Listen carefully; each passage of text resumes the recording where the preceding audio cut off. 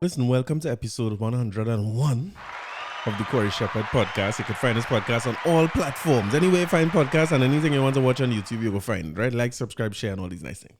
I tell you, like I sit down for long, right? So I'll run through issues quick. So I'll go in and talk about this issue of, which I thought was clearly black and white. Well, you can't say black and white. Which I thought was clear that everybody would be on the same side with this issue, but apparently we're not on the same side. But I want to, before I jump into the culture, right? I want to say a special thank you to everybody who made episode 100 very, very special. All who dropped by things. I talk about people dropped things last week and I started to drink heavy. I didn't remember what I talked about. Salute to everybody.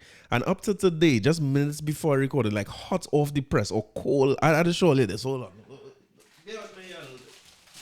Oh, God. Well, you know I injured, right? Heavy like lead. But this is a whole fruit arrangement, edible arrangement. When I pick everything, I thought it was a watermelon. No, but they don't make watermelon so heavy in 2022 again. But it's a whole edible arrangement with a bottle of juice in the middle. Homemade juice by none other than... Wait, hold on. Can't hold it up for too long. By none other than... Now, let me read the card too.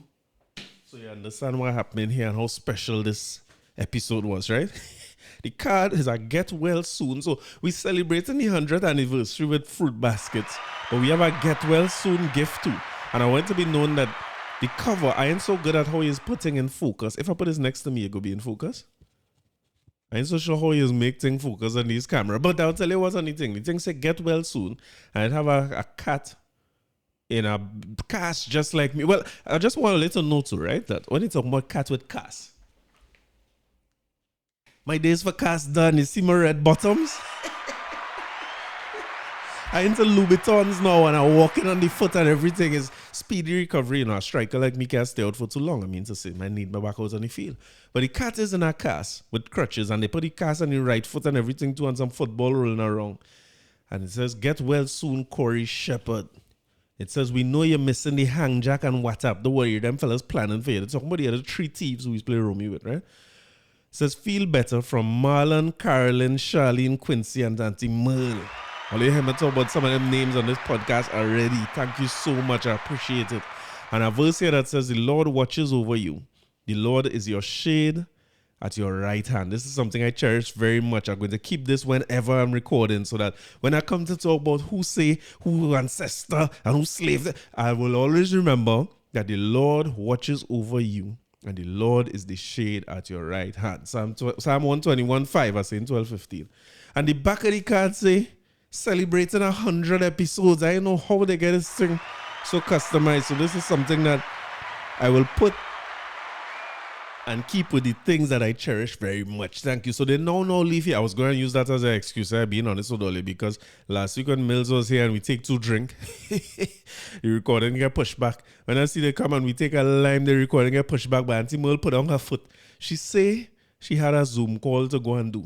But between me and you, I really feel that when I was saying I was going to record, she must say, but let me get out of here before you see postpone this episode again. So salute to Auntie Merle and Charlene and Stacy for passing through. Salute boy Quasi, come and drop some mango. I appreciated all of it. I just say that I'm always in good hands. Between my family, my friends, my squad home here, my neighbors in Riverview, I think I'm well taken care of. I'm always feeling good. A little injured, but I'm good. You know what I mean? I went by the man just to get an injury update. I went to take out stitches Friday. No, I went to check on it Friday and he say he's a Russian, so he say everything looks normal except one little spot. I'm a little concerned. And when he say a little concerned, I remember Irishman one time. I don't know if you remember the scene in the Irishman when the man say, when somebody say they're a little concerned, I mean they're real worried. And when they say they're more than a little concerned, I mean people dead. So he didn't say more than a little concerned. He said he's just a little concerned, right? And when I went back Monday, he said it's a part that ain't closed back good, so he had to do over stitches. And before I get into the heat of the episode this week, I want to say, normally my guy Jade is usually pass and pick him up and carry him up in the hospital and thing, you know what I mean? Men lie, men, when we in the hospital, I was only going to the hospital on a Friday too, so you can like a couple of beers after. But Stacy carried me in the hospital yesterday with the stitches and find herself in the room with the doctor who had to remove 2 stitches and stitch back. Now, you know, your wife is your confidant. And for all of you who are wife and your husband, they say the last week episode was for better or for worse. This is what they say, for better or for worse, in sickness and in health, for richer and for poor. I remember Father Gregory during the wedding telling us, he had a couple before who said, when he say better or for worse, The woman repeats for better or for better. And he had to stop them and say, no, it's our reason you're saying this because the worst will come and things. So one thing about Stacey, I could say she has seen me at my worst and she accepts me as I is. So I ain't feeling no way about her being in the room. But she knows I'm nervous because the worst is not just the fact that the foot can't work. The worst is that I frighten like hell when it comes to going in doctor office and I under these bright lights and surgery.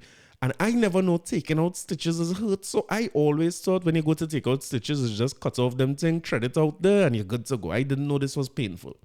So when I went last week and he take out some of these stitches, I don't look back and think, to be honest. I had to lie down on your belly, and he doing his thing. And when he say he finish, he's put back the dressing on it. I just come and put back on my boot. I don't ask no questions. I don't think. I just try to keep it moving. I don't want to know. So at this point, I'm not sure if he remove all these stitches, but I feel like he say kind of how one day and he ain't sure and it's still open. Man. So I suspected that he still had stitches to remove. So in my mind, looking to go up the road now, I frightened because studying, boy, I had to go back and do these stitches. So I take, let me give you the whole drugs rundown. 2 Panadol, a diflucan, what do you think name? Something like Olfen, right? And tramadol or trambolin or whatever it named, that drug. So I'm going up the road and I fade into black fast. I said, let me take that before I leave home, just in case he had to cut out any more stitches and I feel that pain. Because at this point, this doctor realized I was a punk. And every time I start to squirm and think, he started to make conversation. When I started, hey, more sorry. I don't know, you realize I grab onto something and hold. And he say, no, my wife says she know him, man. I tell her, you know, and she he did. I don't understand what bedside manner means. Salute Sergey Adenon. He always making sure. Adenon or Adenon. Sergey. He always making sure everybody good. Nice jovial fella and everything. But Stacey decide, Papa, she coming in your room. She want to see these stitches. So when she say, can I come in? I on my boot and I walk in and I closing the door behind me and I say, well, all right, okay, babe, I come in now. Carry Zachary Lemges. She come out, can I come in? And with all this kind of racial tension in the country, the man must even want to tell the black girl she can't come in and things. So he must say, okay, all right, okay, come in. He must be frightened like hell when he see what going on in the news. So then he catch himself and he say, well, if he wants you here. And then I watch him, I say, well, if you pay me too late, then why I go say, no, I had to eat that. So Papa, she come in the room and I turn over and think he take off the, what they call it and whatever. So now he feeling himself. Because I tell him, I say, boy, she like them kind of thing. You know, she was watching these things on YouTube. I tell her the night before the surgery, she bring in the phone for me to watch what the surgery does be like. She said, come, look at what they're going to do in your foot tomorrow. I said, but move that phone from me. I don't want to see. What? So I tell him, so he finally need now to explain to her, you know what I mean? Keep her abreast as to what's going on and tell her, well, okay, this, you see this, I don't like all this area. And I thinking, all right, Kamala, it's not your time yet, you relax. What happened? Or I could call you, Kamala? Yeah, but I telling myself, I in and out, and I don't want to know when nothing happened. I don't want to hear no explanation. But now he explaining everything that's going on. They see this area here, this area, and close back, good, this, that. So I'm going to take out this. He said, I think you will need a couple more stitches. And here's Stacey, you know, yeah. Like, she like Grey's Anatomy. Listen, people is fraud. What the man say? Yeah. She don't forget the conquer part from Grey's Anatomy, but yeah, like Shirley Block. So he said, all right, he doing his stitches. No. I have my eye closed, my face down on the pillow, and I tried my best. I said, well, this tramadol could kick in and I could sleep through this. That would be nice. But boy, the man making a set of noise, open draw, pull back, think this, that part had me done frightened already. For I know when he go touch my leg again. He said, well, here what, we go inject first. I say, oh Lord, it's like surgery all over again. And Cece now is rubbing my back. She trying bedside manner now from what she see on Grey's Anatomy. She realized Grey's Anatomy, just like me and she, everybody just end up together on that show. But she rubbing up my back now. But here what happened with her. When he take out the needle, she rubbing harder. When he grab my foot, she rubbing. So I had to be anticipating. I said, but this is the anxiety. The problem with the anxiety is the anticipation. I just want when he ready, he could stick and go and do what he had to do. Pause, right?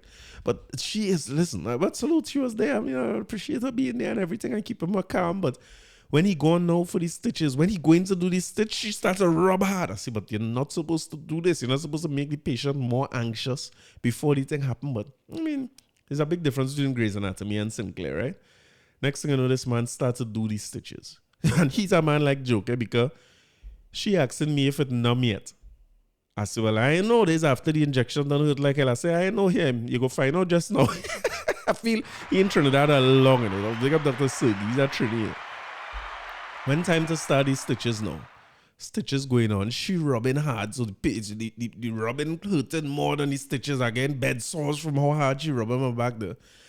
And then she used to tell the doctor, oh God, look at it running down. It's running down on the bed. Blood everywhere. Like it's a massacre, like a whole crime scene. I said, but what is happening? I don't know no doctor or nurse in the world who's be so alarmed. Again on the bed. He tried to stay calm, right? He said, no. He said, that's disposable paper. Don't worry about it. Yeah, no, not on the paper. It's on the bed. It's on the bed itself. It's running down. Look at it. I said, but why we had to be going through? I feeling like I losing pints of blood. I start to get lightheaded now. But all is well that ends well. I just get a few stitches apparently. Now I had to go back tomorrow. I had to go back Wednesday. So I'll get all your updates. I tell all your updates all on it week by week. So that is the situation and that is where we are. So when I go back tomorrow, I'm hoping that he say everything okay. And I'm hoping by some miracle he don't have to take out no stitches or nothing. So I had to go through that pain again. But let me see how it goes. Salute Sergi and his apprentice Stacy. Thanks very much for all the care. You know what I mean? And all this scare and everything that went along with it. So let me get into the matters of the week now. Let me get into what this week say. What they say this week? And 3 or 4 times. Kamla Sushila Prasad Bisesa. Isn't that a beautiful name? I find so. I like the name. Yes. What problem you have with my name? I want to know. What's wrong with my name? Nothing. I like the name. Yeah, Camille. Camille, nice too. At least I have a name for my ancestors. Where you got yours from? Our mother and them, no? No? Your name is that of a slave master. Let me tell you something. I came here last week and I said very openly, and if you're listening to this podcast for the first time, I want you to understand that I vote for very frivolous reasons. Right? I do not pay much attention to this political process. I vote for very frivolous things. Like PDP had my vote just recently because they had the nicest jersey and everything. UNC just gave a vote recently because they had Macamillion and Trinidad Killer as part of the squad promoting. So I these are the things that make me vote because I don't take the political process seriously because none of them don't take it seriously. And any help that a political party gives to this community called Trinidad and Tobago, in my opinion, is merely incidental. If they build a box drain, it's them who was looking to eat off the box drain and we happen to get some water, move out a place where water used to stagnate. Are you with me? So last week I came here and I said very, very openly and very, very truly in earnest that I am now voting for the UNC because of Trinidad Killer and Macamillion. And I like the Rowley, come down from this song, come down from the Rowley, come down from... These are the things that could make me vote. And my applause button is yellow. So if you find I'm pressing it a lot, it's because UNC had my vote. But I want to say now clearly that I am now agnostic again. The UNC vote lasted 1 week and I am no longer voting for anything that the UNC could put forward as long as Kamla, I don't want to say the name, I used to say on this podcast, Kamla Augustine Mervyn Bisesso. To avoid this very problem, I don't want to call nobody middle name and then is an issue. So where do I want to start with this issue? Where do I want to start? I only want to start because this is an issue I thought that we would not have to talk about at all. I heard the uproar with it and I said, well, this go past because people will come out and apologize and say they didn't mean it and it was in the political atmosphere and this and that and whatever. And up to the time of recording and recording late, I've seen no apology. I've seen the exact opposite from the supporters of the UNC. It's quite fascinating to see. So maybe let me start with Camille, right? For those of you who don't know, that statement that I just heard from Kamla Prasad Bisesa came out of the fact that Camille Robinson Regis was also on a platform talking about Kamla. And Kamla calling their name. And listen, the genesis of this is this same Sabga report and pedophilia and who hiding pedophile and all them things, right? Like if this is a jokey issue where we could just joke around and we could blame you and blame you and blame you and you know what I mean? And don't do nothing while the same thing continues to happen and then we have a next Sabga report revisit in 10 years, right? We talked about that already, right? So in her efforts to admonish or I don't know what it was. She was basically talking down to Kamla to say, Kamla, you know the name, Prasad Bisesa, you know, behave yourself and come down from there basically. And it's come down from there. She said she used one of these young people thing. And she was going along with that and all that and people cheering and everything. And if you ask me about what I think about what Camille is saying, what Camille was saying is my issue with politicians in general, where these politicians that we have here, the issue is inconsequential. All they talk about is each other. So she bypass. You have an opportunity to talk about this and say, okay, they're blaming you for this, that, and the other. I find that don't matter. I find you shouldn't respond to any of those things. Maybe that's why he's not a politician. But it's waste of time responding to them on any of these matters. Talk about the matter at hand, where it's a pedophiles, and say, listen, hey, whatever happened in the past happened. My goal today is to make sure that no child is unsafe in our system. So that is what my focus is. All who want to talk about this and what they do and let them talk about that. And if they have issue with it, let them carry it to the court or sue me. Like, you know what I mean? Nobody have no more lawyers than the opposition. So or they could sue me and take me and we could discuss that in court. But right now, my main focus is the people who I come to serve and to make sure that never happens to a child again. Not just under my watch or under PNM watch. Don't happen to a child again ever, because sometimes it seems the way these people talk is like we have a scourge, a problem that is a huge issue for us here with pedophilia in homes for underprivileged children, and the two parties talking as if once it don't happen under me is okay. Understand? Just listen to them carefully for me now. And tell me if I'm right or wrong or making up thing in my head. They both of them talking like if once it wasn't under my watch, that is okay. It don't matter if the child get molested or the people were taken advantage of when I wasn't in power. Or I could go as far as to say, it's a great thing if them children get molested when I wasn't in power, because I could use that to get all you out of power. I really listen carefully to what these people say, you know. I know if you, sorry if this is your first time listening to this podcast, you know, because you're going to take me wrong if you're listening to this for the first time. But if you're listening to this for a while, you will know. And also, if you take me wrong, continue to listen and you understand where I'm coming from. These politicians have no concern about what we're going through as a society. Every single politician you see in this country, from councillor, comes straight up to prime minister. They enter into them thing where they have a normal life. Some of them, they come from deprived areas, or you know what I mean, a hard background. Some of them come with the born in socks and grew up in carpet. But I can tell you, as they go along and they get higher up in the politics and there for a longer and longer time, they get enormously wealthy over time. People ain't gonna like when I say that, but it's just true to me. Somebody got to prove me different. So it's self-seeking. So on an issue like this, if I was to vote for you, if I was to vote on serious matters in this country, I would be turning on my TV when I hear a situation like this that's been going on as a plague. It ain't going on for 1 day or 2 days. It's going on for years. Several administrations, they have a problem with it. I want to go in there and hear somebody who come and say, listen, this is what we want to do. This is what we're going to change. This is what we implement. And then when I hear them next week, I say, hey, you remember them 10 things we say we implementing? 4 of them down in place. We're working on this one. And the short charts where they say, hey, listen, this going down. We having the issue still. We're not proud of it. We're working hard on it, but we having a better sense of security in homes for underprivileged children. If I was to vote on serious issues, that had to be the rhetoric. That had to be. But as long as the rhetoric on the thing is, well, I don't want to hear. I don't care. I'm voting for Jersey and song. And don't let none of them feed me neither. If only bring food here, I eat that and I vote for you too. Because it's a waste of time. The issue is never the issue. The issue is what you do about the issue and how you handle the issue and how I would have handled the issue better and how I want all my supporters to be against you and say, you see, when them was they look what they do. And when I was, no, that don't benefit me in no way. And remember that for this scourge of a problem that we have in this country, while they playing that game, the children in the homes feeling unsafe. The people who we depending on for votes, the people who we expecting to grow up and say, hey, I want to vote for the PNM because I want to see the Trinidad and Tobago become a better place. I want to vote for UNC or MSJ. It's like MSJ? Or PDP. Or what's Gary Griffith's name? GGT? NGC? I can't remember the name of Gary. And whatever Gary's name is. This is the people who we want to vote for us when we grow up. People who we abandon for the sake of blame and for the sake of pointing fingers. We abandon and do nothing while we're in power.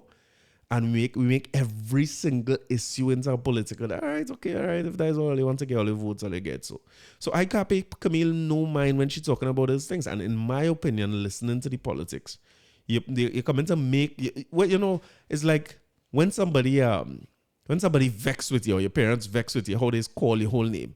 Like my middle name is Cohen. I wonder if I get that from my ancestors. My middle name is Cohen. So when somebody say Corey Cohen, Shabbat Bab, you know, when people tell you that, it could be condescending. You're talking down to me, and that's what Camille was trying to do, and everybody ray and everything, and so Kamala now decided to take that upon herself and respond to it, because it's not about the issue.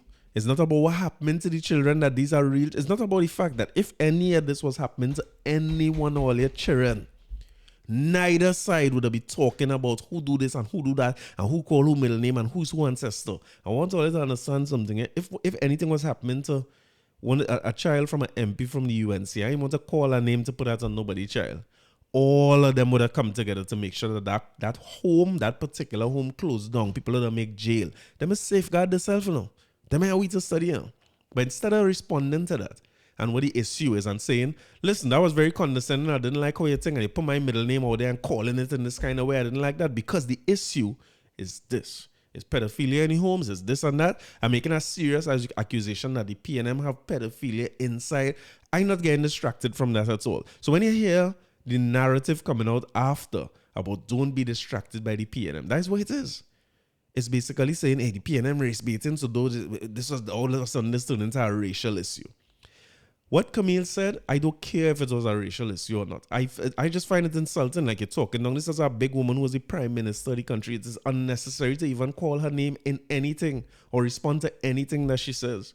Because I always find, like, when you leave people to talk long enough, well, I shouldn't talk about that. But if you leave people to talk long enough, then people will show themselves. So what are you responding to her for? What are you wasting your time for? And this is the thing, eh? Let's talk about this for a minute before I get into Camlo. Talk to your average, you know, everybody have, we outside of the politics, everybody is mix and mingle. Everybody have friends who Indian, Chinese, black, white, Syrian, whatever. We talk to everybody and everybody good. I want you to talk to your friend who's an Indian, right? An East Indian who grew up in school and thing. And talk to them about how much people used to make fun of their names when they was in school. See if it's a real issue, or see if Kamala was responding to nothing, right? Because they have a bunch of people who saying, well, Camille saying nothing bad about her and them kind of things. I just wanted to take a minute and try and understand somebody else's point of view and ask any East Indian friend you have what people used to say about their names, right? And how they used to make fun of their names. I could tell you stories, you know, but in this climate, I shan't. Nobody ain't gonna catch me recorded making nothing about what I used to say about people's name or what we used to laugh and call, man. Not me. You ain't gonna record me saying that. No, but we all know it. All of us went to schools. We know what that was like. And I'm not saying that East Indian names were exclusively made fun of, but there's a fundamental difference, because when Kamala talks about these names come from my ancestors and those types of things, there's a connection to a name, all of us, where if somebody insulting a name, I remember reading in I think it's something Laws of Power, where they were telling, I think the first one was remember people's name. Nobody better at that than Stacey, by the way. Anybody you introduce Stacey to, Stacey should remember the name and call them by the name very often. It was one of the first rules in how much Laws of Power it had? 48? How much ever rules that? That was one of the first rules that remember people's names. And what the author was saying is that the name is the sweetest sounding thing to a person when somebody call you by name and so on. So you're saying that is one of the ways. No, it's not 48 Laws of Power. It's how to win friends and influence people. They said that your name is one of the sweetest sounding things that you have. And if you learn people's names, you will have more influence over people. So when you make fun of people's names and people feel like the name's connected to their ancestors and they have very deep meaning to them, or you find that my name is Corey Jr., my father passed away. Making fun of people's names could be very hurtful and very insulting. So I'm not taking anything away from Kamala if she feel insulted by it. And if she feel insulted, nobody can tell you what to be hurt by or what to be insulted by. And I just find like it's such a simple thing that if I insulted by something and I say, listen, I ain't like how you think and you're making fun of my name, that's very hurtful, you know what I mean? This is my ancestors, this name that you call out thing there. My grandmother used to have that name and thing, it's such a beautiful thing and she passed away. I find like if you had no intention to hurt nobody, you know what thing I say that hurtful to people, the first thing I say, and listen, nobody better at that than my father. Salute my father. Long time I ain't talked to him on this podcast. But there's nobody who does that better than him. When something happened, right, and you offended or hurt by something he did or said, he pays no attention to or wastes no time looking into whether he was right, whether it was facts, whether it was justified, whether he was joking, whether he, even if he didn't say that or he didn't mean it, you know what he's do immediately? He say, boy, I'm sorry. And I value that a lot in him, and I try to pattern myself that way too, because you know what it tells me? More than if I vex or hurt, of course, it's diffused that immediately. And I get to know him over the years where now I don't even be vexed or hurt by something. I just tell him, and he say, boy, oh God, I'm sorry. I'm sorry. Immediately. He don't care. He don't explain himself. He don't think, he say, boy, I'm real sorry about that. I didn't mean to hurt you in any way. And you go on to say, boy, that nobody in this world I love more than you. I hope my sisters and brothers listening to this, right?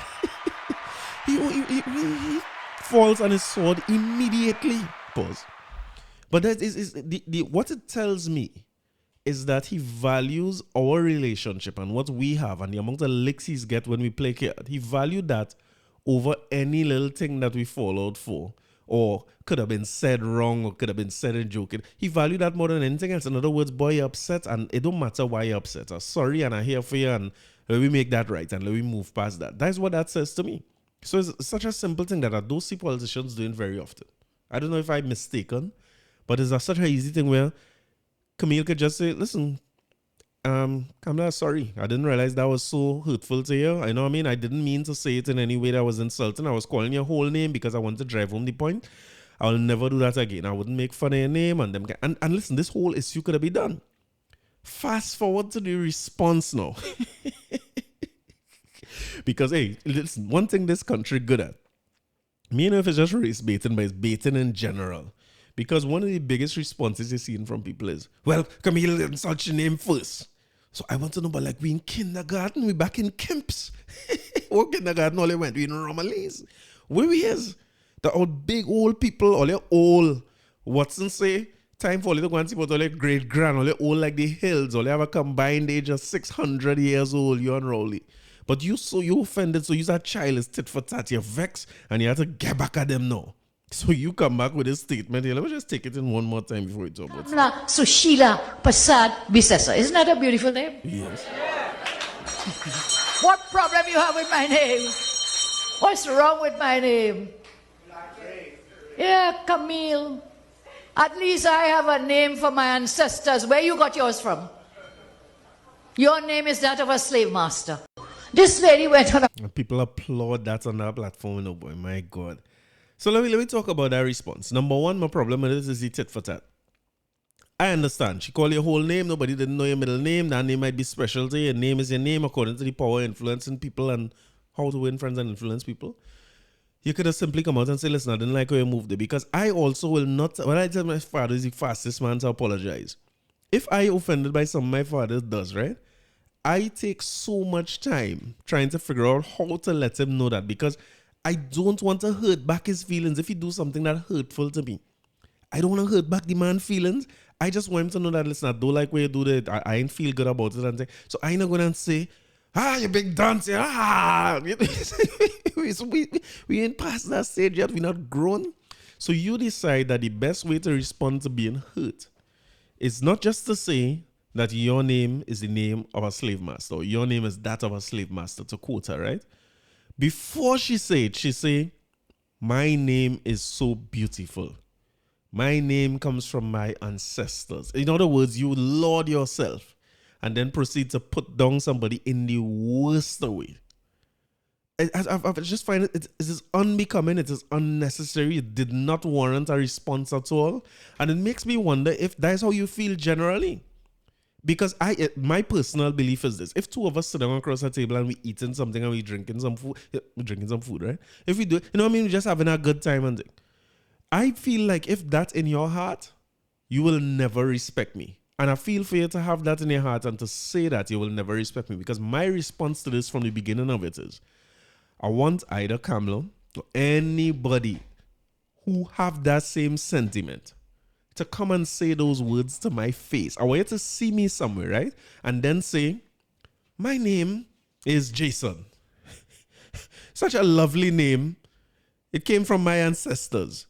You see that Corey Shepherd you carrying? That is that of a slave master. I want somebody, I just say it to my face, I'm comfortable. If you feel it's a good response, and if you feel Camille insulted her first so she could afford to say that, and she right to say that, and everybody think and it's a PNM distraction. I have a partner message me, a fellow on Facebook, I know him growing up in St. James, and I see him make a post, don't be distracted by PNM race baiting. So I put a post one time, I say, listen, I don't care about the PNM in the least bit. I say, but what I do know is nobody will ever come and say that to my face without consequences. You could come and tell me. So one thing I respect about him, right, and I appreciate it very much, is that he responds in the messages. And maybe I need to get better at that too, because you see, without posting on people's wall is gay effects. But sometimes when he emotionally is post them things, and he was getting me so mad with them responses he have to people. So he respond and he say, well, bro, what you mean, boy? Explain to me how it's offensive. So I say, well, all right, I appreciate it that he put it there, because I'll tell you a story, right? I will get back to my boy and this camera thing, right? I have a way of dealing with these things where they have consequences, because I don't think I will ever be the aggressor in any situation. But I'll tell you a story. When I used to now learning to lecture and now start lecturing, right? I used to be putting in my 10,000 hours in rituals, going over the course material, understanding my delivery, reassessing what worked, what didn't work, you know what I mean? I was sharp mini sword then, you know what I mean? Trying to get better at lecturing and stuff. I used to spend a long time in rituals, right in Price Plaza, there, working through what I need to do, all these things. So when I say a slide with 4 notes, I have 20 minutes talking points and know what I'm coming to do, you know what I mean? I'm well organized for my lectures and stuff. And I needed a certain amount of white noise to focus on that, because it's stuff that I knew already. It's not like something I had to concentrate on to do, but you know, the cafe environment always help you focus on these things, right? So I used to have to wait for a plug. If you know rituals in Price Plaza, the one straight down in the end, before you reach any washroom, that have a plug. So I used to wait there to get a seat, because when I reach there, the whole day I'm doing my work for work and I'm doing my work for lecturing.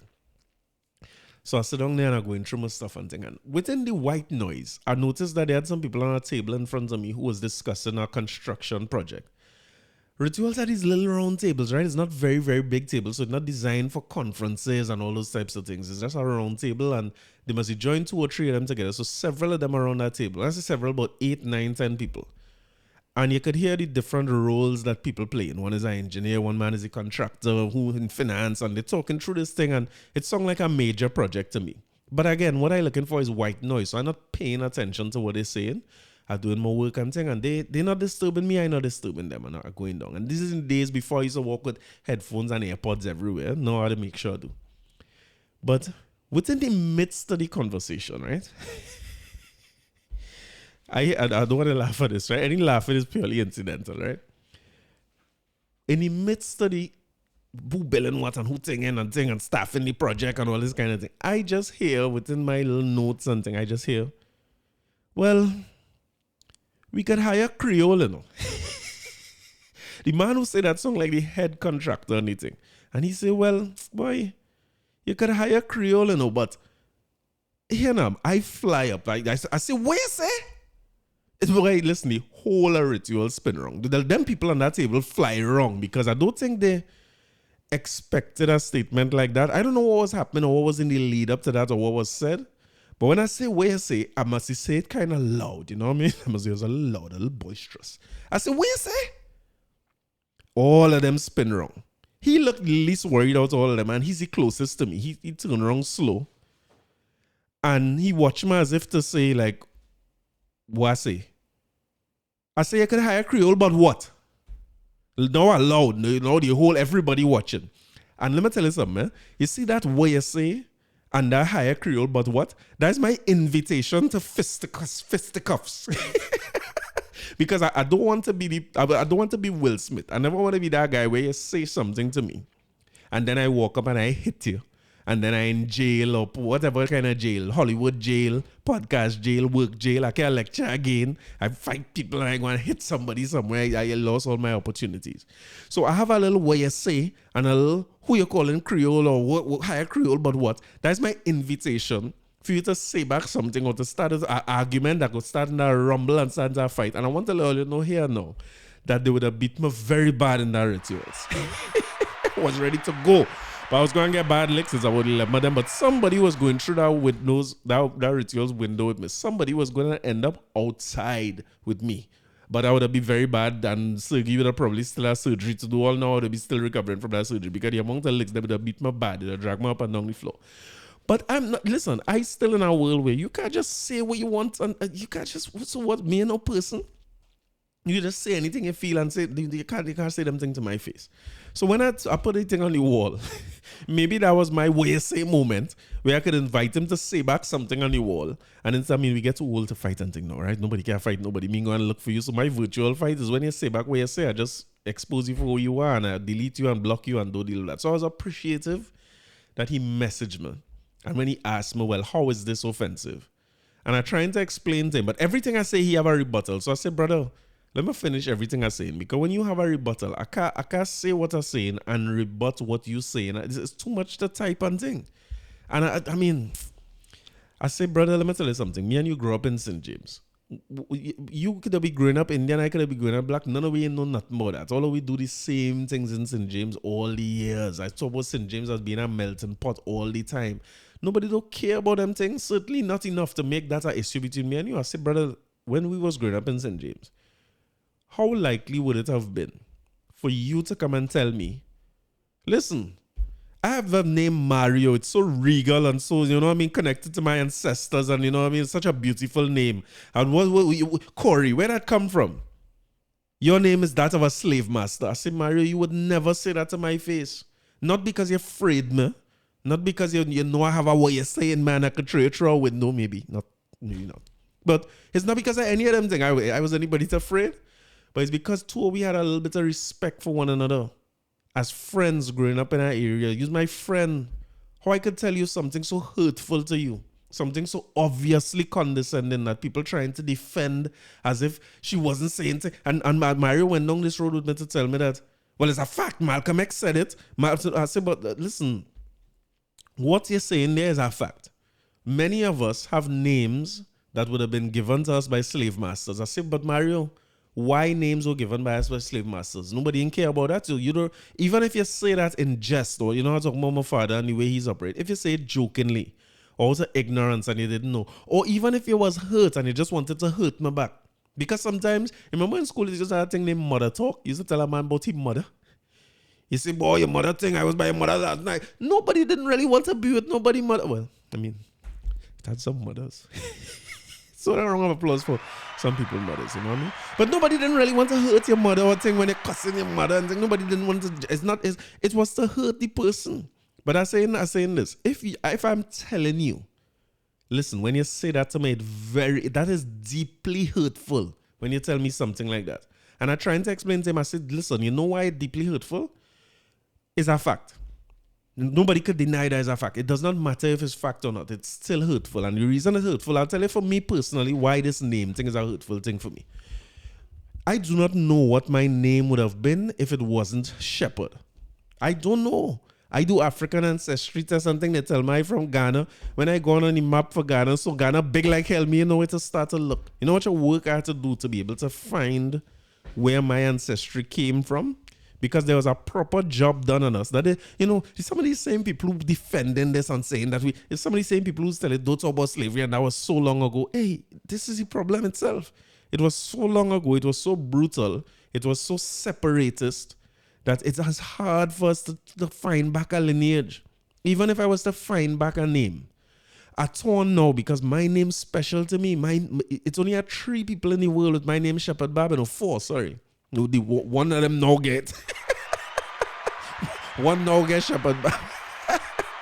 There are 4 people with the name. It's my wife, my mother, and my son. That name means something to me now. Should it mean something to me? If you talk to Malcolm X or you talk to Martin Luther King or you talk to McCandle Dagger, it probably shouldn't mean nothing to me. But boy, it means something to me.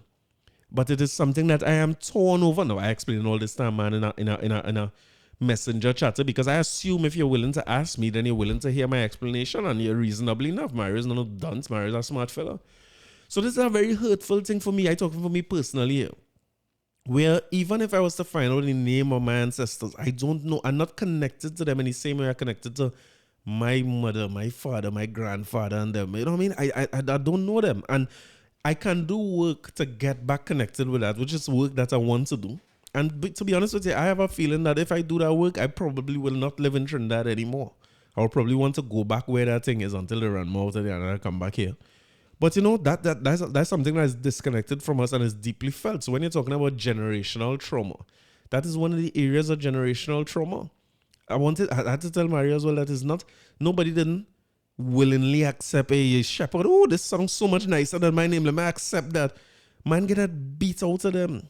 They separate us from our family so that the people of the same last name wasn't even together to defend it to say we could get back our same last name. Generations later, you're so disconnected from what your ancestry would be. That how that could be a joke to make. That is a sore point in our community. It is a sore point. And even if you didn't know and you was ignorant to it, why wouldn't you just come and say, boys, listen, I'm very sorry. I'm sorry I did. And I'm telling Mario that in the chat. I say, Mario, even if you say that to me and we fight, at some point you'd come and say, boy, Corey, I didn't know that was so serious and I was sorry. I didn't mean to do that. And if you can't do that, then you have no respect for me. It's really that simple to me. And if you have no respect for me, I don't have respect for you. Me ain't living in no fairy tale, you know. Me ain't from this woke generation, no? I still have one good foot, you know. And the problem is, my first instinct is to run. I want to avoid confrontation. But you see, with my foot, only one good now, I know I can't run. So I have to choose fight. So I choose fight today. Because that statement was deeply insulting. And there is no chance, none, of me voting for a UNC with somebody like that as part of the party, or people who are willing to clap for that response, or people who are willing to go out of the way to defend that statement. As if there's something to tell somebody. That how that could be something that you will say to somebody. So even as I struggle with my own identity and things, that is something you will throw in. You ain't say, Malcolm X used to say it in the context of wise up, open your eyes, change your name. You saying it as, listen, I found what I found. I found my ancestry. I've been to India. I've been to my motherland. I claim India. I go in the Oval and I support India when they're playing West Indies. I'm Indian first and Trinidadian second. And look at you, still with your slave master. You want me to go through the window and rituals? We want to step outside?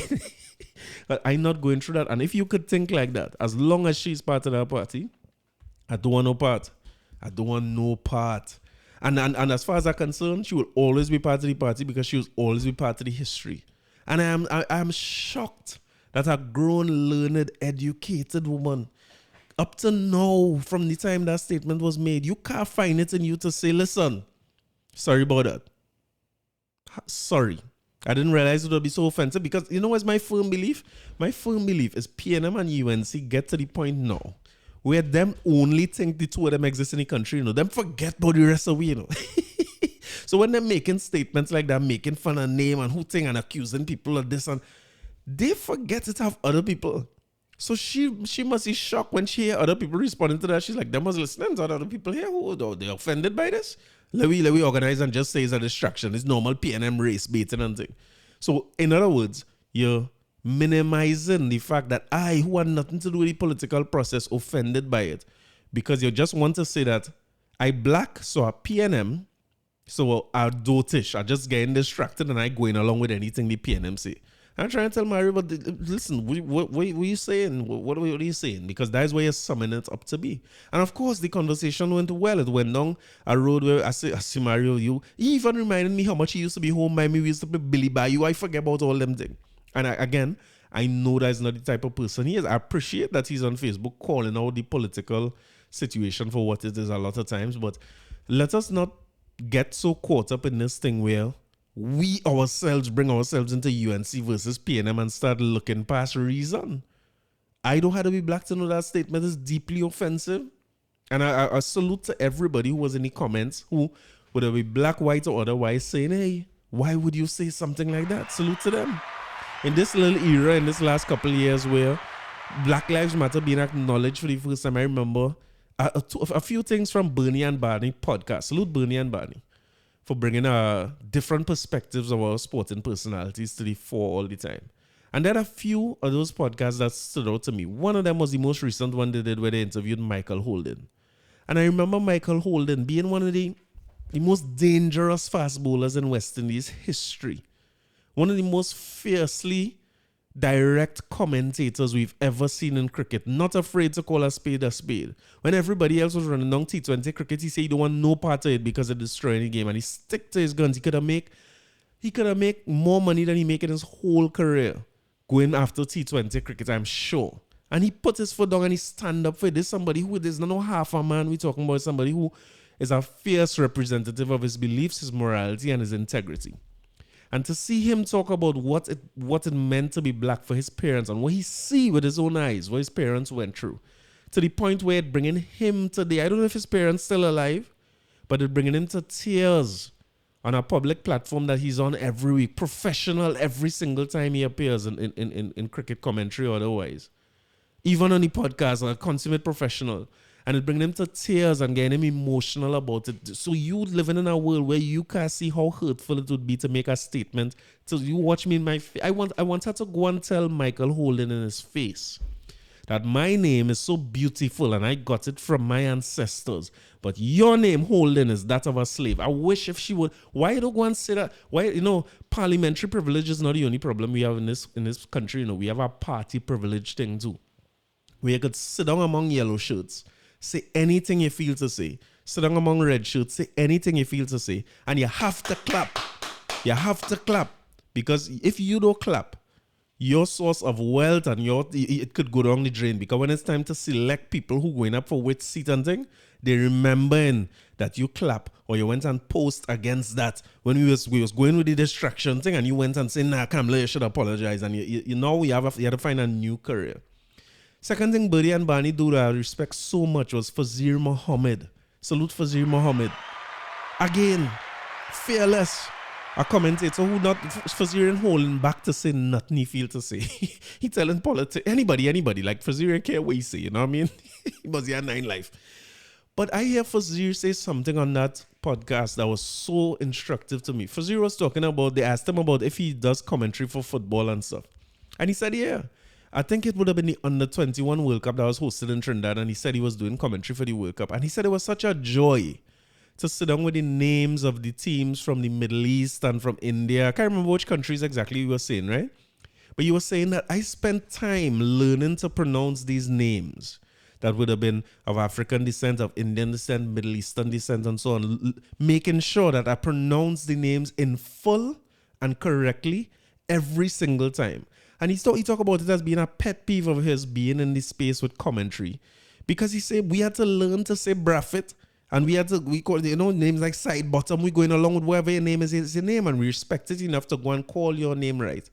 But the commentators don't respect it enough to go and learn how to pronounce the name of the Saudi team. It is disrespectful.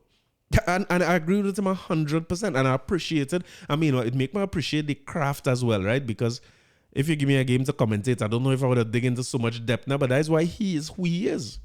So when you're taking something like somebody's name so seriously, it shows a deep level of respect that Fazir had for not just his craft and the people who listening, but every single player on that field, whether they're winning or losing or otherwise. And I look at that simple act. I don't even know if it's a simple act. It was one of the greatest acts or the greatest descriptions of what somebody did to me because it showed a deep level of care and respect for people. So even if you make a mistake or you was hurt, so you say something in jest or you say something to hurt back the person, I am shocked. And I think I don't like politicians enough for me to not be shocked about nothing. I am shocked that Kamala Prasad Bisesa has not come out and issue an apology to people who were hurt like myself. But that was a very hurtful thing to say.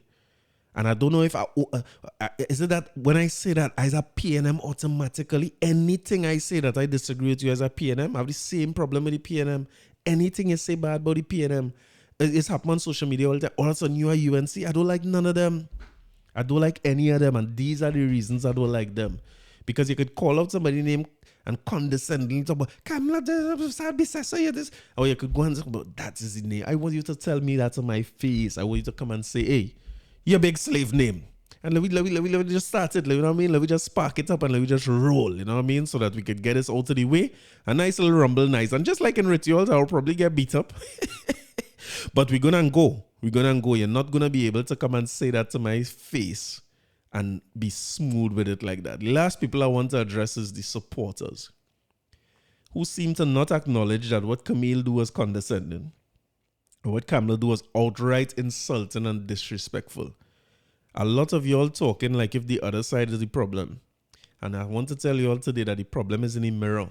If you cannot see the issue with what these people saying and can't see how outright disrespectful and rude it was to be telling people that, and you will never say that outside of the cloak of yellow. You will never say it. If we can't see that and we're willing to defend that by saying Malcolm X say so and Dagger say so, so I could say so, and it's facts, so you know what I mean? I could say it as a fact. If you can't face the facts, then that's your problem. Or just pull up a long list of things that PNM do too, that was race thing, and you didn't. I mean, if that is where we are, boy, better we go back to the last 400 years and put these people back in charge. Yes, I want to play this one so I could come out of this topic a little bit.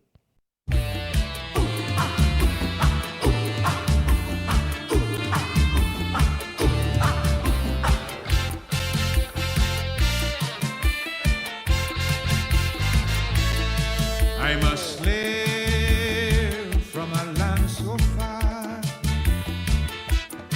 I was caught and I was brought here from Africa. I'm a slave from a land so far. I was caught and I was brought here from Africa. Well, it was licks like fire from the white slave master every day. Sat down on my knees, weeks and weeks before we crossed the seas to reach in the West Indies. Then they make me work. Yes, I said I work. Yes, I work. Good Lord, no pay. I toil, I toil, I toil. I say I toil so hard each day. I'm dying. I'm crying.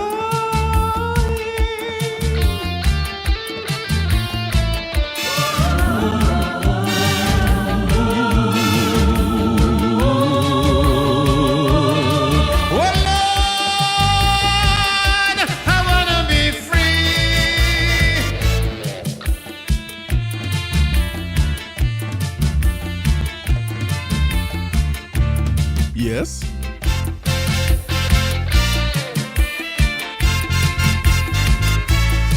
Many times I wanted to run, but the English slave master standing there with his gun. Oh, I know he gonna shoot to kill. So I stay and I pray, but I'm planning still. I study night and day how to break away. I got to make a brilliant escape. But every time I think about the whip and them dogs, my body does start to shake. He made me work. Yes, I said I work. Yes, oh, oh, Lord, no pay. I toil, I toil, I toil, I toil, I toil hard each day. I'm dying.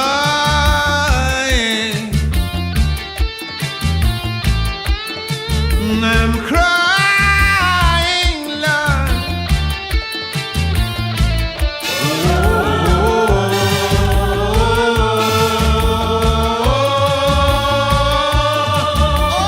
Lord, I wanna be free.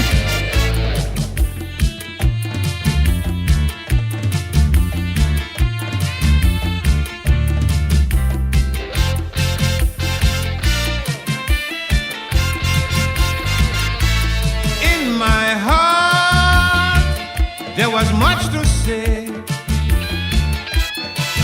and I hope that the boss would have listened to me someday. Although he knew my request was small, 'twas the sting of the whip there to answer me when I called. We had to chant and sing to express our feeling to that wicked and cruel man. That was the only medicine to make him listen. And his calypso began. He made me work. Yes, I said I work. Yes, I work. Oh,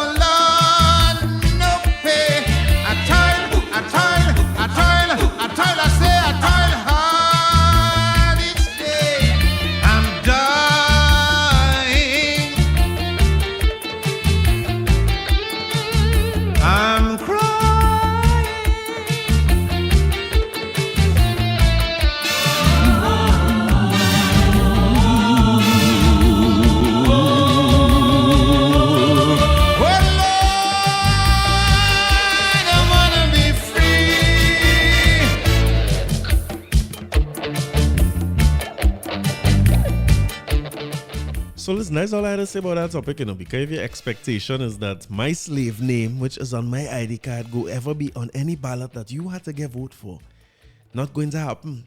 I wonder if they remember it's the same slave names how they come and register to vote, boy. I feel they forget, you know what I mean? But it is what it is. I'm happy for everybody who has been in touch with their ancestry. I hope to be able to do the work one day and be just as proud to be able to say, listen, this is my name. I have found back my lineage. But it will take some time and it will take some work. Not every journey is the same, right? And not because we're not all on the same distance along the journey, mean we go look back at a man and say, you big slave, you're lazy, you ain't do the work. But that is all I have to say about that. I want to move on to lighter, it's not lighter on this list, everything on the list a little heavier. Because I went into the news this week and I see your boy Preez or Prezi. So one day I go say it right? I mean, one from UNC, and he seems to be well aligned with DSS, not DSS, PDP shirts on and so on with the DSS leader. It said Karen Preez Clark or Prezi, the founder of the drug susu DSS, was granted bail in the sum of $80,000 with a surety by Justice of the Peace Stephen Young after he was charged with 4 counts of money laundering yesterday. They say he come back in the country and get locked up. The decision to lay the charges followed advice received from DPP Joan Honoré Paul. I know where she got her name from. On Monday, the accused arrived on a flight at the Piaco airport where he was arrested by officers of the Special Investigations Unit who subsequently handed him over to the officers of the Financial Investigation Branch who laid the charges. Clark of Phase 1, La Hoquita is scheduled to appear in La Hoquita Court in Arima Magistrate Court, on 27th, with the beginning of La Hoquita Court, on the 27th of June 2022. The charges stem from a susu which Clark allegedly headed back in 2020. So that's a story we continue to cover, right? Because, is the situation. Line 13, the money stop, you know what I mean? And people can get back their money. And a lot of money was seized. Some of the money was given back and all these things, which I have my theories about that. I know you have your theories about that too. Only to find out that because I tell myself, well, it's using money laundering. In other words, it's drug susu. Done some little money laundering kind of Marty Bird style already. I know. I don't know if that was the wisest name to name the thing.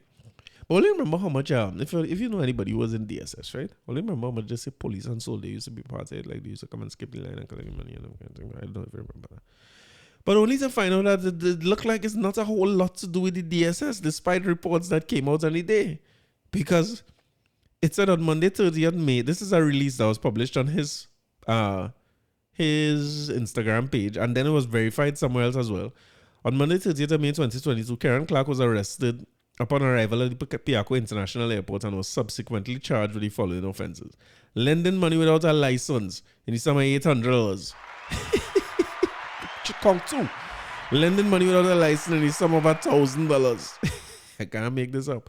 Count 3. Lending money without a license in the sum of $1,000. Count 4. Lending money without a license in the sum of $1,000. If your math isn't so good, I'll tell you that the total sum that he gained charge here for is $3,800 after the millions of dollars seized and thing. I say it has something to do with the big money, and I say people getting back their money soon.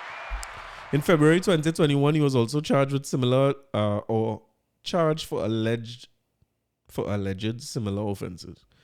One $500 and one for $1,500. So when you look at the total, it's $5,800, the grand total that they have this man in court for. I'm not saying, if you're lending money illegally or what you call it, loan sharking and thing, it should be charged or whatever, right? But I just thought we was getting somewhere close to the issue of what we all here to try to find out about. Like, what happened to DSS? What happened to DSS money? Man living good. Everybody problem is that this man is living very good. You know what I mean? Hotel sprees and so on all over the world, having a good time. While people 9,000 and 21,000 tie up and they can't see a cent, which they'll probably never see again. But we will continue to keep our eye on that story because I'm interested to see where it goes. I have my theories about the helpful nature of the seizing of his cash. So that everybody will remember that. I hope people remember that when the cash was seized, everybody WhatsApp status had up a candle saying prayers for Prezi. You know what I mean? We're praying because we're being oppressed. They're trying to fight we and all this kind of things. Okay, listen. Anyway, talking about people getting fight. TSTT. Retrenchment for 468 workers. Now, we spoke about this over the last... Every time we talk about economics on this podcast, we talk about the fact that we're in for some hard times, right? Despite what the finance minister say, we looking like we booming and we looking like we recover and think we in for some hard times. And I see TSTT I don't know how much workers TSTT have or staff or what. So when they have 468 people gone, I'm trying to figure out like how much people remain. I can't really get a feel for how much people still there. But the 468 people gone. So that's 468 less people who could come and clean up all them cable or people cutting all over the country and leaving hanging. Any area you're passing. It used to be a little thing when you could get a little SUV and drive high now. Now it's better to drive low because you could be touching them cable, you could be scratching the top of your car in any street corner in the country. The scrap iron dealers making a mess. And a little birdie, somebody see these scrap iron is a kind of racket scene, because it's a scrap iron, copper on the most valuable ones. They say it getting melted down right here and it's selling for US dollars. Apparently it's US men making, so it's in the best interest to go and thief the cable. But the scrap iron dealers say it's squarely on the shoulders of TSTT. TSTT is who's to blame for this thing. That's why I hear him saying in the news. So when I see 468 people going, I was wondering like, look, what TSTT would come to. And if you know me well enough, TSTT is a big part of it's like who I am. That company, my mother worked for from telco days.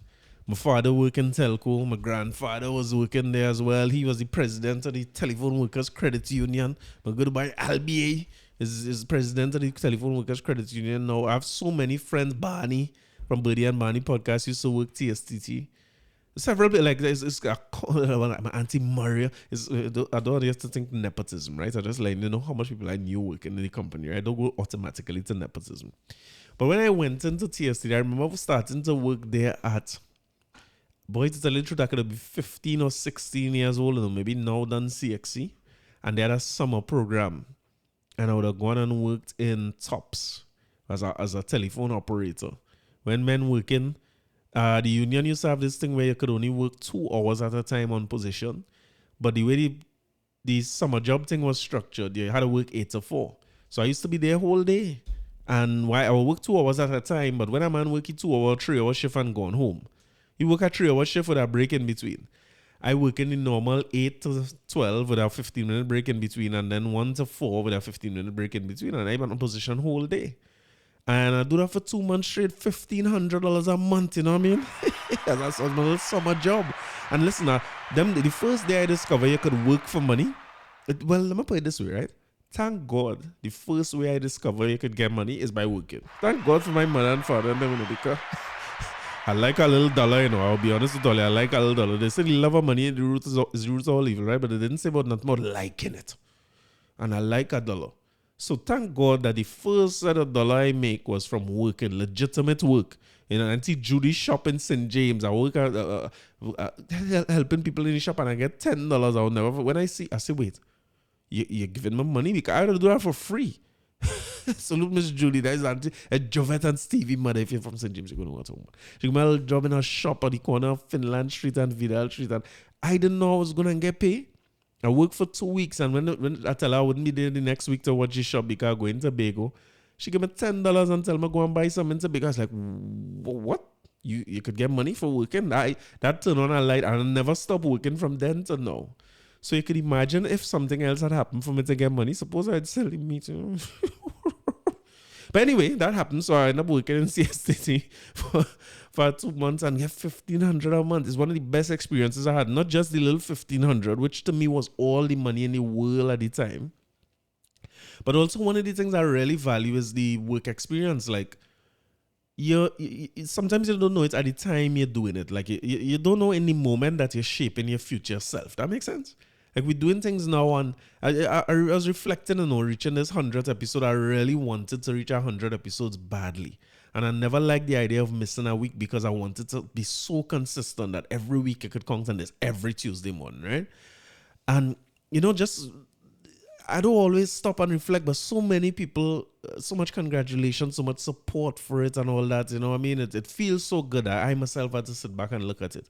And when I saw TSTT closing down, I started reflecting on that too, because when you think of the average person who work week is 3 hours a day and they work in shift system and stuff, the experience I would have had by just working 8 hours a day, 5 days a week for 2 months straight is invaluable experience. It's not just, I reached a point where when I reach home, I used to answer the phone, 6411, operator, how can I help you? I can't, it's so much in me. I take so much calls. I work directory services, overseas call them days. You used to dial 6411 for the operator, 6 You know, I can't remember it wasn't zero and it had an overseas number. You sort of get like if you need dialing assistance. No, if you're young and you're listening to this, you don't know what the hell I'm talking about. But there was a time you can't make a direct call overseas.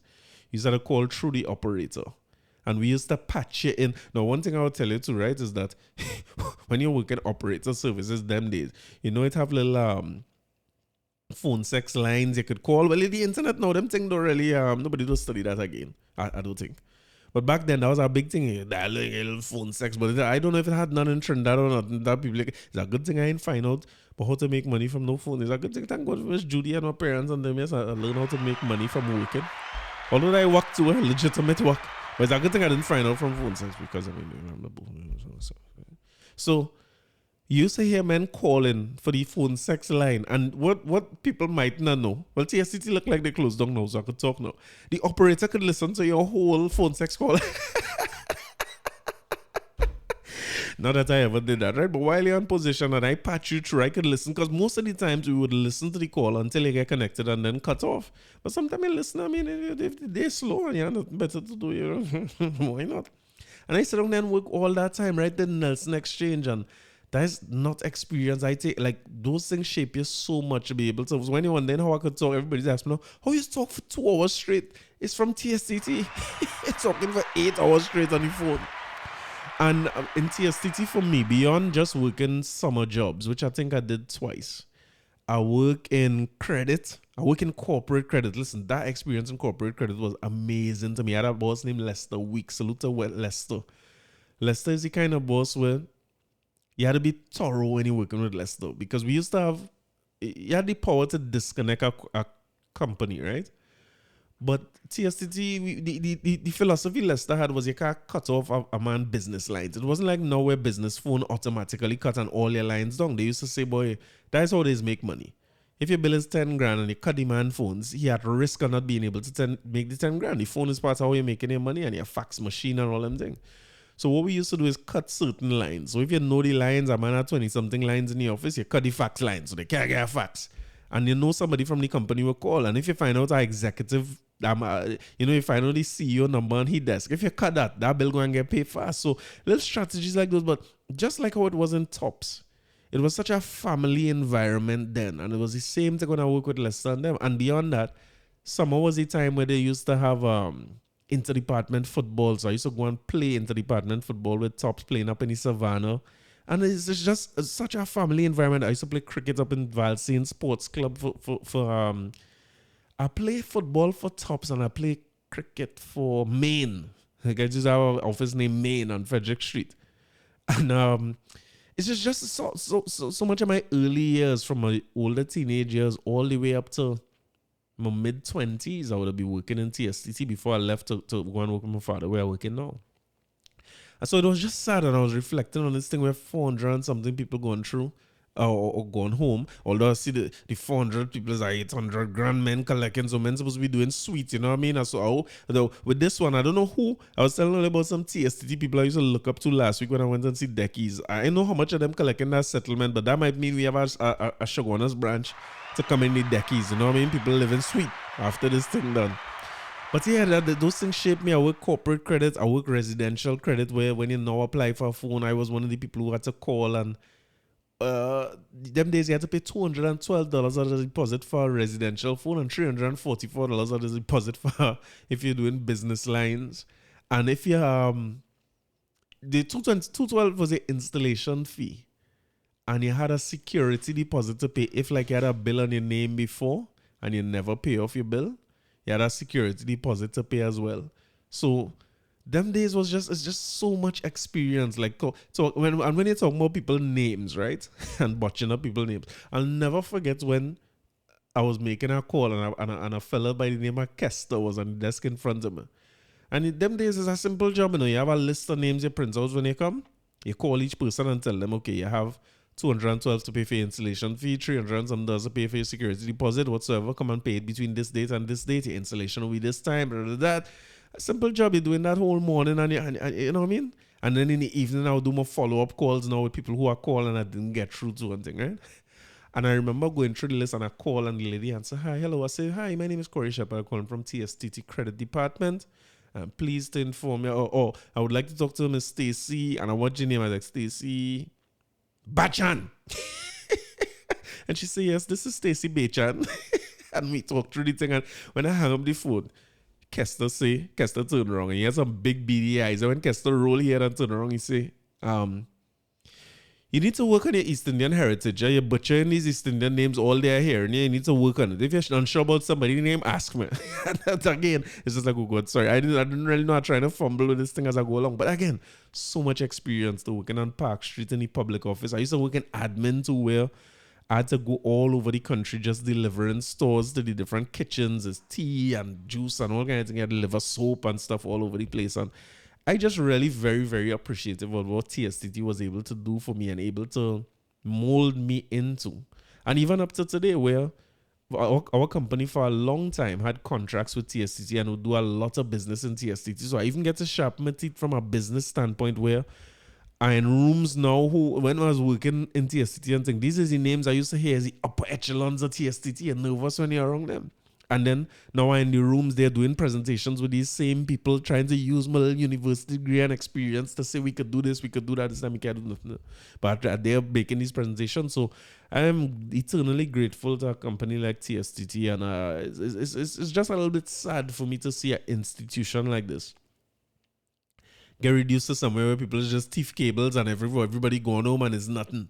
They had so much of sports day and family day and Christmas party. They used to have Christmas party up in Valsay. I used to be a part of it. Everybody know me from small because my mother carried me everywhere. I was in every sports day. She used to do the announcing for the sports day. She used to do the announcing for the Calypso competition. When it's children's competition, she part of the organizing for who getting prize, who getting this. You know what I mean? And I was just, when I come into STT as a little fellow, people know that I Linda's son. You know what I mean? And it changed over the years. I guess all companies change and all times change, right? I'm being a little nostalgic here, but it's sad to see when a company going through like that. It does seem like it will be here much longer, and it certainly isn't the same family type environment where everybody could protect one another, and you know what I mean, people just know and there for one another. I hope the credit union remain that kind of institution. I mean, the credit union must be looking the jobs, be careful, man, getting 800 grand, some of that end up in the credit union too. But salute to TSTT and everybody who is in there. Happy for people in a way because it's a new beginning. You know, you're going home with, they say, average 800. So I hope people wise with that and reach out to somebody like Nick Dean, a financial advisor who could help you. And Nick, I spoke to Nick last week. Salute my guy to Nick. And he was saying that, you know, a lot of people reaching out to him already and he doing a lot of work with TSTT people. So that's a good thing to see. That was my little selfish 10 minutes there talking about TSTT. Yeah, sorry about that. I just had to reminisce on what TSTT is and what it meant to me. Now, let me move on to talk about, before we go to the foreign storage, right? I just have a couple more things to talk about. I want to salute the Hunters Group of Trinidad and Tobago. So I saw an article this week in the Newsday from Janelle D'Souza. And it said, since its inception in February 2021, the Hunters Search and Rescue Team has helped to bring closure to many families by finding 98 people and 30 bodies. Founded by Team Captain Valence Rambarat, 58 of Rio Claro, the group's activities include land, river, and sea searches for drownings, murder victims, suicides, natural deaths, and missing people. Rambarat explained, sometimes persons willfully run away from home. We engage the families and try our best to get the persons back to those families. He says we are the only organization that embraces searching for all types of missing persons. Our mission is to work with law enforcement to assist families and citizens to achieve closure when their loved ones go missing. He told the Sunday Newsday that the formation of the group began when he learned the police were searching the forest of Sandy Grande for 22-year-old Andrea Barrett, who went missing on January 29th after getting in a taxi in Arimo. He called then Commissioner of Police Gary Griffith to offer the hunters assistance.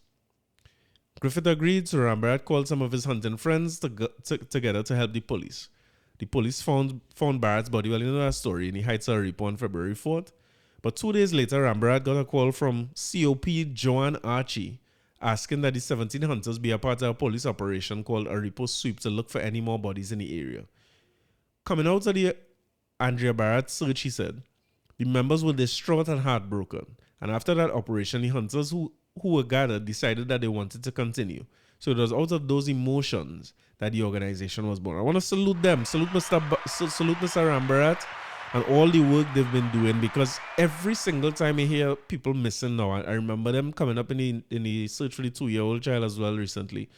They are part of it, and that's volunteering their time. I mean, as hunters, I'm sure they might be hunters by day, they might have other jobs, but it shows you it's like some hope for humanity in Trinidad. Sometimes when you look at what happened in countries, it looks so inhumane. Sometimes when you look at the amount of crime, shooting in broad daylight, nobody seems to care.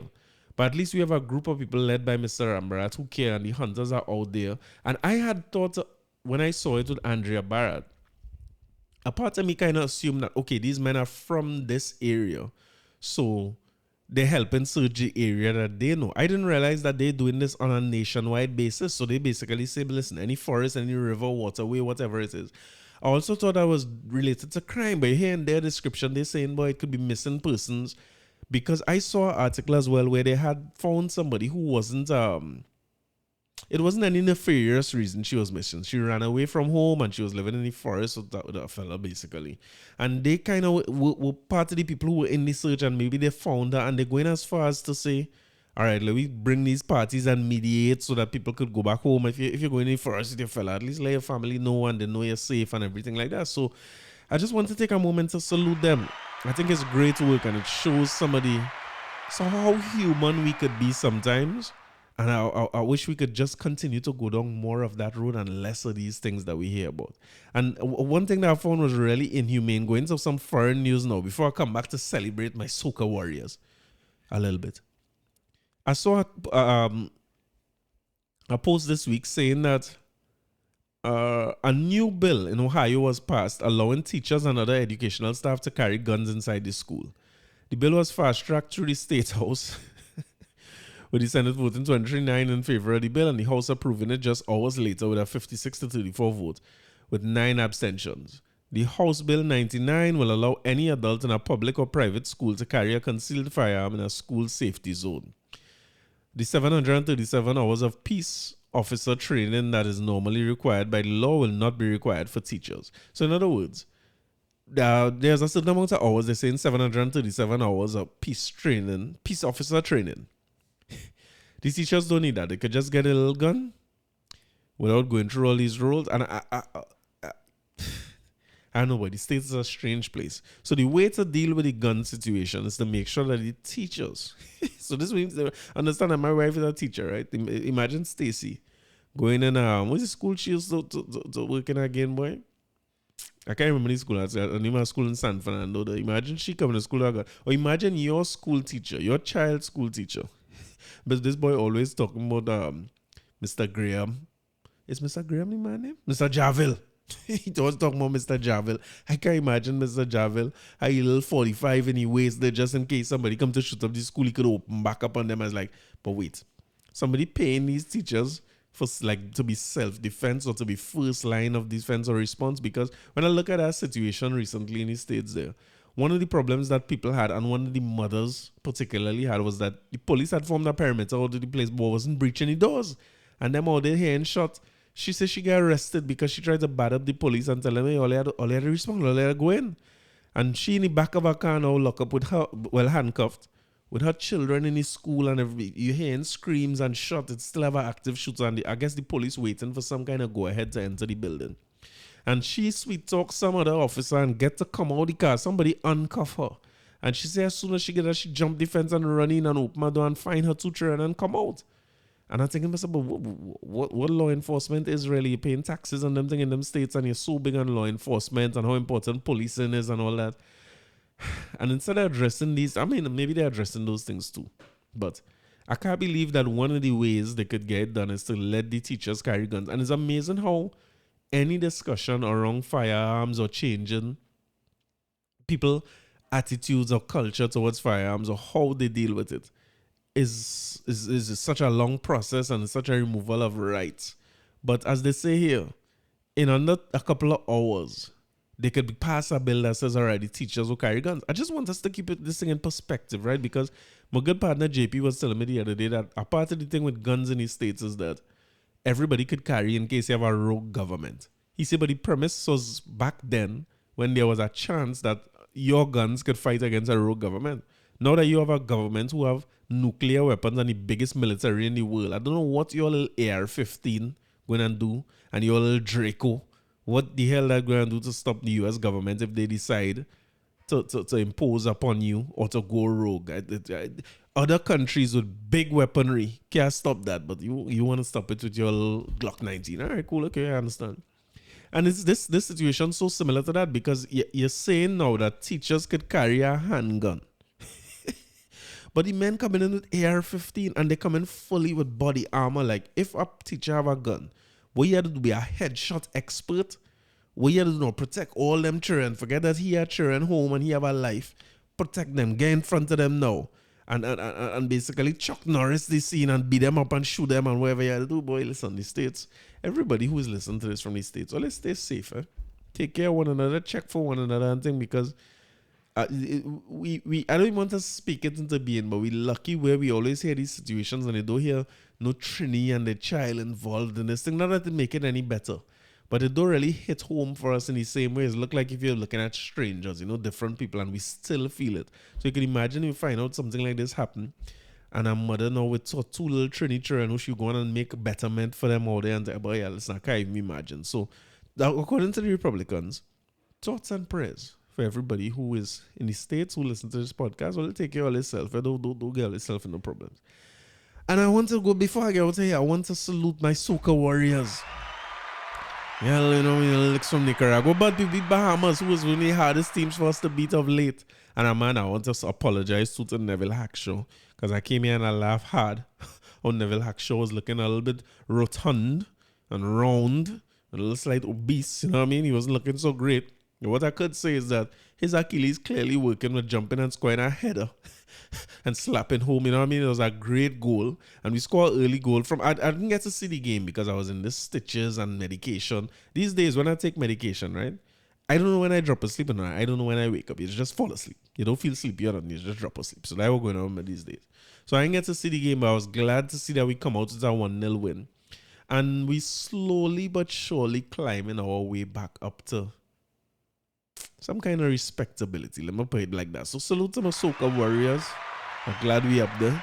And I just want to say no, right? If you know me, you know as a Soca Warriors fan, die hard. I'm back in Soca Warriors regardless. But I want to say that, you see, after this Qatar World Cup, right?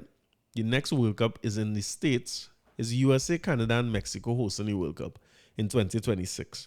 We also have more teams going into the World Cup. We used to have 36 teams, I believe. Now we're going to be 48 teams. I'm not sure what's going to happen for the slots that we have because CONCACAF usually have 3.5 slots to enter, meaning you have 3 teams and then one team gets a playoff against another region. So I understand now Costa Rica in that playoff. I'm surprised at that. Apparently Canada qualified Costa Rica in the playoff. We was nowhere there, right? We Gary Griffith out of the World Cup earlier than that. But we going into our World Cup for 2026 where we have 4.5 spaces for CONCACAF. Now, I don't know if that means where we have 3 automatic qualifiers because we hosted in Canada, USA, and Mexico. If it means that we still have 4.5 slots, or if we only have 3.5, or we only have 2, based on who qualify, based on the fact that 3 people are already there. But I'm putting it in black and white now in ink that if Trinidad don't qualify for that World Cup, I'm done. I'm not back in Soca Warriors. No, it's not possible. If you take out all them teams out, and we only the only bomb squad we have there really to fight up with is Costa Rica. Costa Rica, who now in a playoff to try and qualify, I believe it's against New Zealand, if I'm not mistaken. Or they do come and tell me no Bahamas and no Guyana, no Barbados and St. Lucia and things we fighting up to beat, you know. Or Panama and Guatemala and things to that side where we beat coming and going. So I'm hoping that this squad, and I understand that salute Angus Eve as well, greatest coach in the history, well not yet, right? But he getting there. He will be. But salute him because I understand that some young, 18, 19-year-olds getting some look. So if them fellas are them in the game now, and 4 years from now, and not even 4 years, because in 2 years qualifying will start, right? In let me say 2.5 years. Then you have men who's 20, 21, a young team who good. Yeah, Neville Hackshaw, 2.5 years to get real fit. We supposed to be cruising through this CONCACAF qualifying and back in the World Cup. And I want to say as well that I'm going to the World Cup when we qualify. Well, whether we qualify or not, I'm probably going to the World Cup, right? Whoever game's playing in the States, I ain't so sure about in Mexico. I ain't so sure. But in the States. And I'm hoping that if we qualify or when we qualify, all our games is in the States. Because my plan is, we're going to get going to the family and we're going to get one of them RV. You know them RV? Like, I will try not to get the one from Breaking Bad, but something like that comfortably enough. And drive state to state so that we could go to different games. We have at least 3 games to play. Well, with this new format, we might not 3 games. We have at least 2 games to play, according to how we qualify. And if, let me say, one game is in New York and the next one is Colorado, I'm going to do the driving thing. I'm going to do it. I'm going to drive state to state and make this into a nice little vacation, go and support my squad. And if we qualify beyond that, I'll go in all those other games too. Now, if it's in Canada, I'll probably consider doing the same thing, but I know. I'm not sure. But Mexico, I don't feel like driving state to state in Mexico. I don't want to bounce up El Chapo and them are frightened. I don't want to bounce up nothing I see in Narcos. You know what I mean? And Canada, I just feel like Canada real big and everything far apart. Not big, but like everything just far apart and sparsely populated when they come out of Toronto. I'm probably wrong about that, but let's see how it goes. But either way, I go in, and if Trinidad don't qualify, I go into some of the best games I could go to. I ain't driving no cross country neither if Trinidad didn't qualify. I go in close to that stadium that has some good game, and I go in them games. But we gonna make it. So I want to salute the Soca Warriors, salute to Angus Eve. Please make sure Angus Eve's still there when that time come for qualifying. And that's about it for me. My foot hanging down too long. This is difficult. Before we get into the last song on the exit of this podcast, I want to salute again. Let's see my little fruit arrangement. I like it. And I want to say, Tanti Merle again could be contacted for fruit arrangements like these. Only if you this joke. Let me tell you something. Auntie Merle beyond this fruit arrangement, right? Every Christmas we's going to play music by Auntie Merle, right? And one of the things our families look forward to the most is Auntie Merle is make the most among the different juice. So when you hear homemade wine, it's Auntie Merle that was singing about it. She has citrus, pum pum pum, hibiscus, pum pum pum, then the root. That song had to be born out of that yard because the among the different homemade juices she's making on her Christmas time. Don't look for wine, you will get juices. On her Christmas time, you're having a time and you're getting the freshest juices, healthy and nice. So contact Auntie Merle again, only all Auntie Merle information here. I hope this is public information. 736-3922, 736-3922. Edible arrangements, local juices, personalized cards. So when I hear my card saying about WhatsApp WAP and it's 800 episodes and thing, I want to salute Auntie Merle, one of the most creative people I know. And so creative that she's drink coffee and tea at the same time. I've never seen anybody do that in my life, you know what I mean? So if you want your healthy juices, your edible arrangements like this one I have here for the 100th episode, or your coffee and tea mix, Auntie Merle is the lady for you. Don't say I ain't send you. Tell them Corey send you, man. They will treat you nice. So as we talking thing, I mean, I done play Sparrow already, but I want to leave only with this one that's not as popular. Maybe 2, because when you play Stalin, you can't play 1, right? So taking the Stalin from me that plenty people might know. Tell me if you remember it, if you know it, right?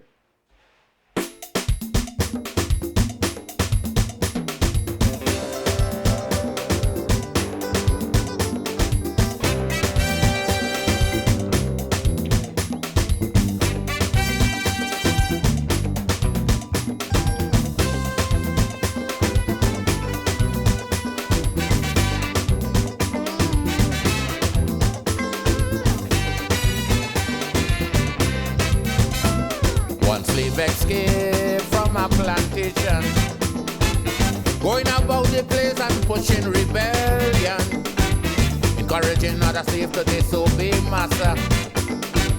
You got to find him quick as ever. Bring out your tracker dogs and your search party. We got to find that slave immediately. Search all in the country, search all in the town. That runaway slave just got to be found. I'm telling you, one slave escape. Yes, let me find him, hold him, ride him before it's too late. What to do? We tried confirmation. Yes. Send him first communion. Send him to confession. A good education. One slave escape.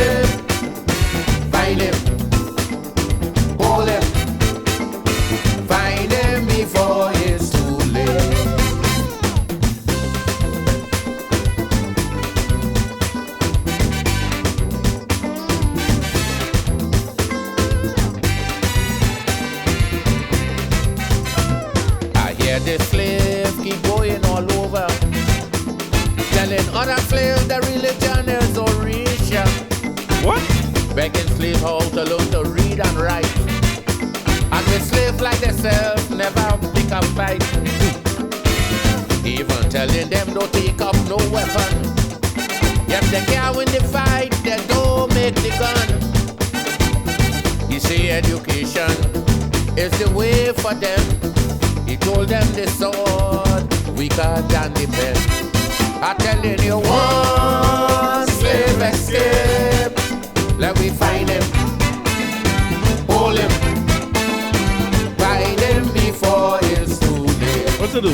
We try confirmation, send him first communion, send him to confession, a good education. Oh no.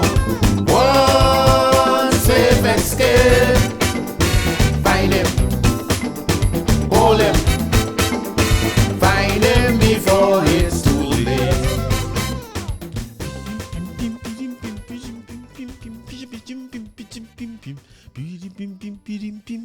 You remember that? You probably didn't remember that. I know it's the first time you're hearing it. That is alright. The great black Stalin is not the kind of fella you could play one of, right? So, for all the people who behind these politicians over the course of the week, fighting whether she should have said this and whether she should have said that, and if it's Suchila, and if you, people in there used to go to school, they used to call me Suchila, Kuchila, and I don't like that, so I think she's a slave. And I want to let her understand something when they're fighting over these people. They are completely unconcerned about us. All of them forget is we put them there. All of them forget they're working for we. And now they reach as far as to say they forget they're talking to us. Them feel they're talking to one another alone. They didn't realize that other people are affected by the things they say. So one trying to get at the next one, I trying to get back, and I'm going to tell you the worst of things, not realizing that it might affect anybody. And no apology forthcoming. It's just straight defense. So all who fighting in the comments and things, salute my boy Mario for talking to me directly, and we could have talked that out outside of the purview of people, because we have too much respect for one another to bring down one another publicly. And I wish all politicians would have some of that. But I want to leave all with this Stalin one. Listen to the lyrics, good for me, right?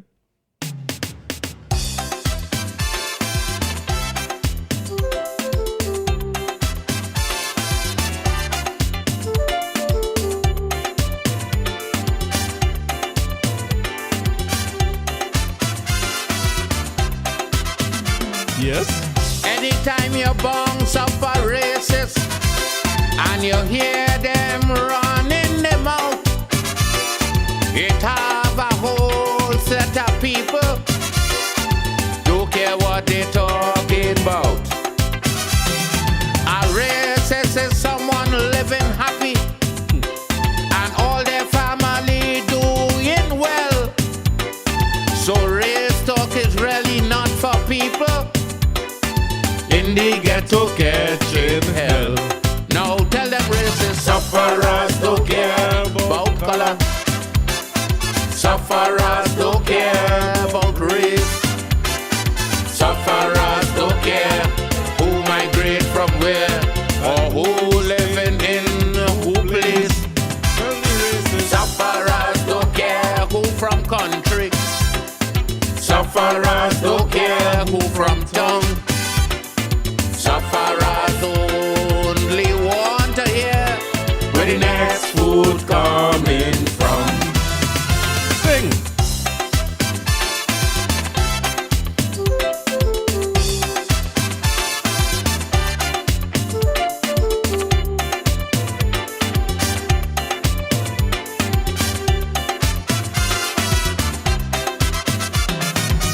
Get up early next morning. Go down in the 10 days yard. You'll see so much different type of people. Line up with the ID card. Or visit my village called Talparo, where they ain't get no water for years. People don't know the race. Yes, they don't know the color. With a bucket sit down shedding tears. No, tell them racist sufferers don't care about color. Sufferers don't care about race. Sufferers don't care who migrate from where or who living in who place. Sufferers don't care who Sufferers don't care who from tongue. Sufferers only want to hear where the next food coming from.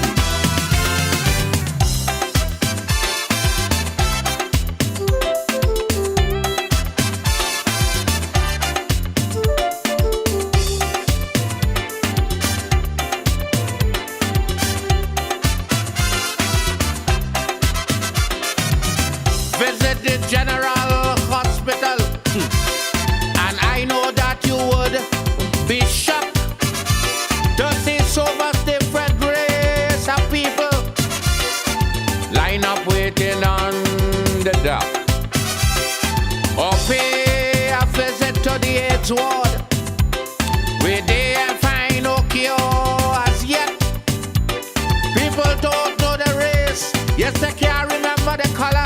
All they know is that they feel in debt. Now tell them racist sufferers don't care about color. Sufferers don't care about race. Sufferers don't care who migrate from where or who living in who place. Sufferers don't care who from country.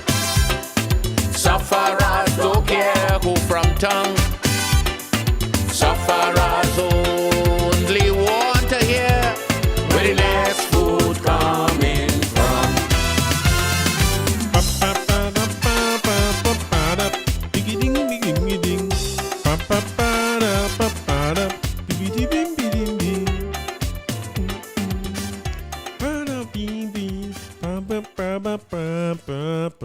Important message. I hope all you listen to the lyrics now and go and listen to that full song, because when they say sufferers don't care, it's a serious thing.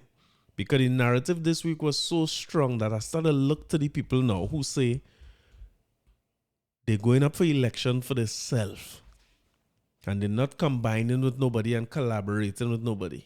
And they come in and go in these strongholds where people are stronghold, and they go into Paria and they go in Laventille and they go in Barataria. I listen to them well.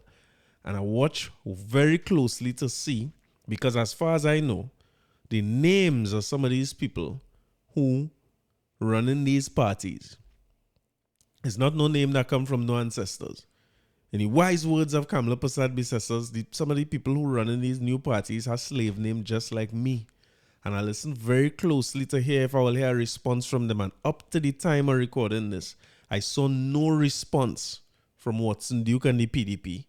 I saw a response from Philip Alexander with the same narrative that is a distraction.